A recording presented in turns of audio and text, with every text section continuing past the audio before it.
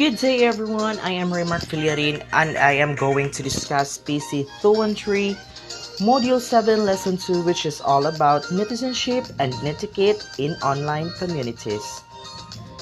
Netizenship and netiquette in online communities. How, you ask yourself, why do we have to tackle such a thing?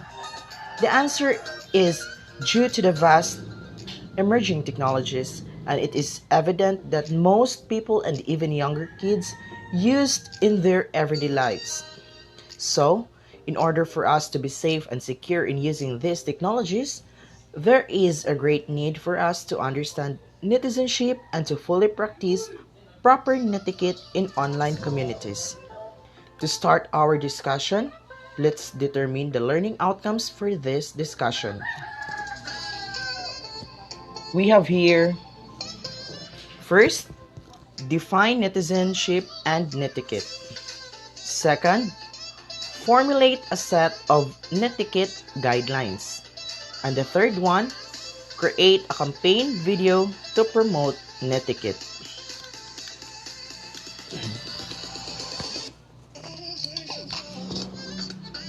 Netizen. So what is netizen? So netizen is an active participation in online community of the internet. And that is according to the Merriam-Webster Dictionary, April 26, 2018. So the medical dictionary refers to it as an internet citizen who uses network resources, which connotes civic responsibility and participation. So we have the main phrase, internet citizen. So with that phrase in mind, we can direct that all users of the internet with active participation on it were all netizens. Active participation in a sense that allows communication with others.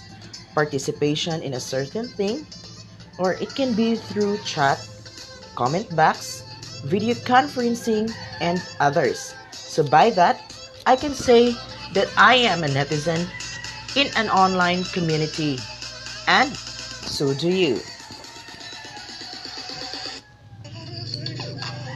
So what do you mean by netizenship and netiquette? So netizenship means citizenship in the internet or in the virtual world.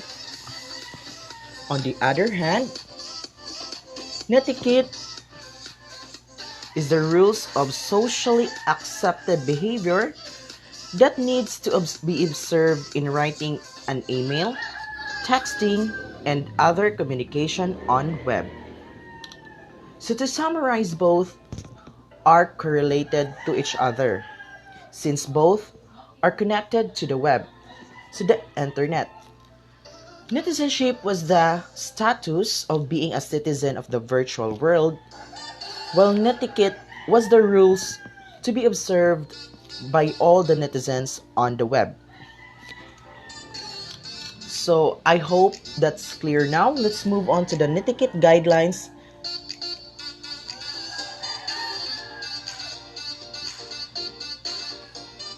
Netiquette guidelines online students should know. First is to protect your reputation. Whether in real or in virtual world, you are the same person. Do only what is appropriate and share information that does not harm you as a person. So it is important that we must put ourselves first in going through the web. So as you use the internet, you should keep in mind that you must share appropriate information that would not harm you as a person. It doesn't mean that because you are in the virtual world, you can spread fake information. No. Before posting and sharing anything, take time to analyze it, that information would harm you or not. I know that you know that there were many cases of spreading fake news online, and somehow it leads to some point that the person liable is taken to jail. Thus, Protect your reputation at all times. Next is respect others. Respect begets respect. Treat everyone with respect, even if you have not seen him or her in person. Be judicious about what you say on your own and others' page. So, a very common trait you must have as a person in the real world and in the virtual world. Respect begets respect. So, treat everyone with respect. Treat them nicely by being considerate with their words. So, respect everyone even if you have not seen them, and you will be respected too. The third one is express yourself clearly and use emoticons. So in communicating online is difficult because emoticons are not evident during communication, thus leads to miscommunication. To minimize this situation, use emoticons to represent your expression, feeling, and your tone of voice. So express yourself clearly in use emoticons. So misconception or miscommunication sometimes leads to confusion and argument in communicating online. So to minimize these things to happen, you can always use emoticons to show your emotions and feelings. So let those emoticons express your thoughts clearly. So but if you're communicating online in a formal setting, that's another case. So next, the fourth one is remember the intellectual property. So remember the intellectual property. Ideas online are products of the intelligence of others. Always acknowledge the authors, and cite them in your references. So remember the intellectual property. So ideas online products of the intelligence of others. Thus, if you wanted to use some of their works, don't forget to always acknowledge their works by citing them in your reference section. Fifth, check spelling, grammar, and punctuation. So good writing means good manners. We don't waste other people's time reading our posts, which is incomprehensible. So check spelling, grammar, and punctuation. When we say that some people right now are not literally practicing spelling, grammar, and punctuation, but we were capable to do so, then do it.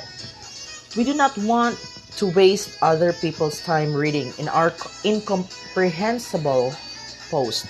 Let's practice it as long as we can. We should be able to do it to practice and good writing in the online world as well. So the next one, sixth, pause before you post.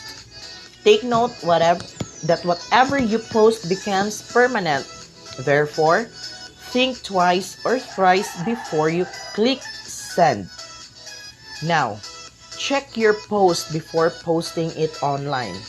You must think twice, thrice, or more before you do it, because everything you post becomes permanent. Check it if it is appropriate or true, and if you think it's best to do it. 7. Do not share your personal information. Providing all this publicly will make you prone to identity theft. So do not share your personal information. So keep it within yourself and secure it for your safety. Making it public will lead you to huge problems like identity theft. Better secure it for your own good and safety. So the last one, number 8, is to think about who or what you are representing. So you represent your family and your school. You do not want your family or school to be put to shame by what you do. So think about who or what you are representing. As a netizen in the online world, you are representing something or someone. You must keep in mind that as you communicate with others, online online you are representing that something and someone. So in order to minimize putting those in trouble or shame, you must think that and do the best thing for them. So for example, you represent your family and your school. So if you don't want to put them in shame, think about the consequences it may bring to them. So, and by that being said, we are done with our discussion. And allow me to end my presentation with a quote from the Association of American Medical College. We are responsible for the public face that the connected world sees. Thank you everyone for listening. Have a nice day and God bless.